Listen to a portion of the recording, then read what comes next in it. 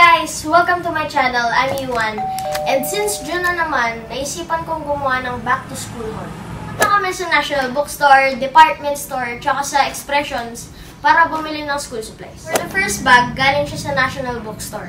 So, ang laman niya ay isang envelope.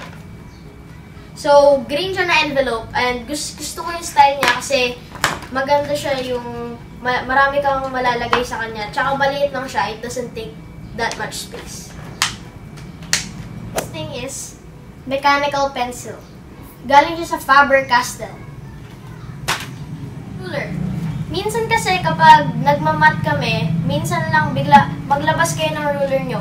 Eh ako naman, dati ng grade 5, wala akong dalang ruler. So, nanghihiram ako lagi. Eh hassle din kasi gagamitin nila. So, may dala na ako ngayon. Next thing is color pens. So, para siyang oil pastel kasi wala akong pang color minsan. So, color pens. Scissors. Tatak niya ay sterling. So, kailangan ko rin ng scissors kasi marami na kami ginagawa sa arts. Next thing is Faber-Castell color pencils. So, bukod dito sa color peps, kailangan ko rin ng color pencil para mas malinis yung arts sa projects. Sunod ay protractor. Kailangan ko rin to sa math kasi may angles na kami ganun. And next thing is scotch tapes. Kailangan ko rin to para sa arts namin. Tsaka yung mga teachers ko kasi nagpapalabas sila ng mga scotch tape para sa mga projects namin, ganun. So, kailangan ready na rin ako. Scotch tapes. Next thing is yung malaking envelope. Kailangan ko ng malaking envelope kasi yung computer teacher ko, pinapahiwalay niya yung books namin sa computer tsaka yung notebook. So, ito yung envelope ko. So, tatak niya ay adventure. So, kulay green siya. Gusto ko rin siya kasi parang manipis lang siya. Next thing is folder. Kulay dilaw siya. May cover na siya kaya color yellow siya. So, kailangan ko to for exams. Next ay pencils. Minsan kasi, ayoko nagbo-ballpen kasi pangit yung sulat ko tsaka hindi ko siya mabubura. Pag nagkakamali ako, ay wala akong eraser. Manghihirap pa ako ng correction tape.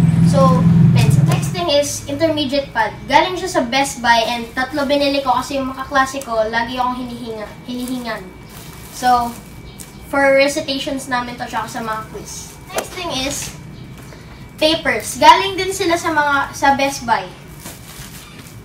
And pencil case. Kailangan ko ng pencil case, of course, para sa pencils, sa ballpen. And laman niya ay, may laman na siya eh.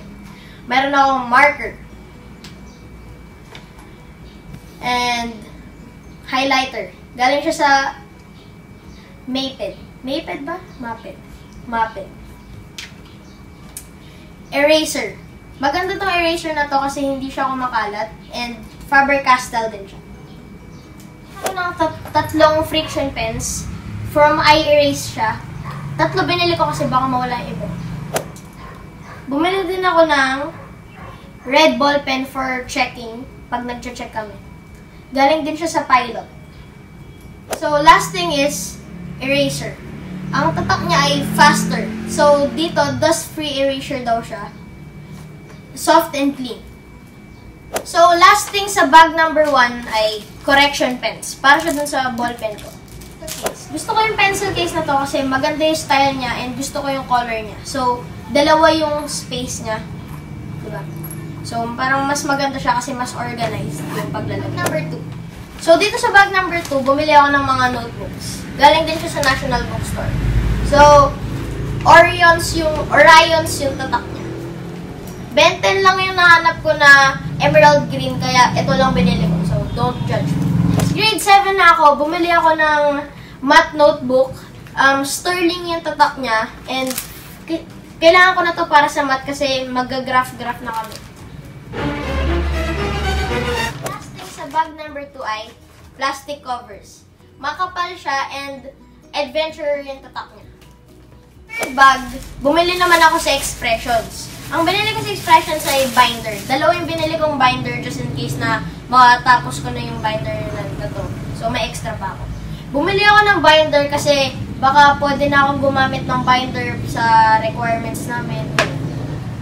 Bag number 4 ay sa Robinsons Department Store.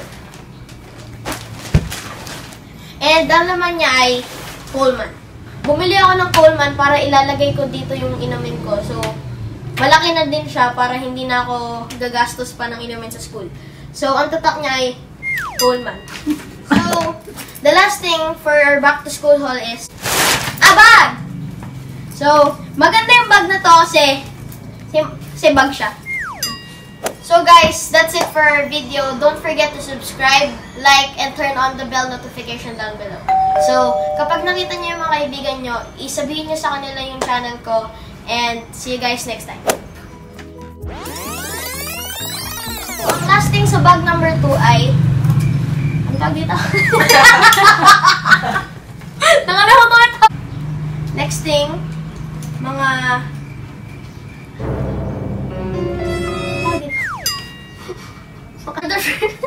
Nagpunta kami sa...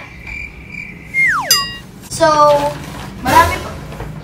Na-stuck siya dun sa... Kapag, hindi naman, kapag...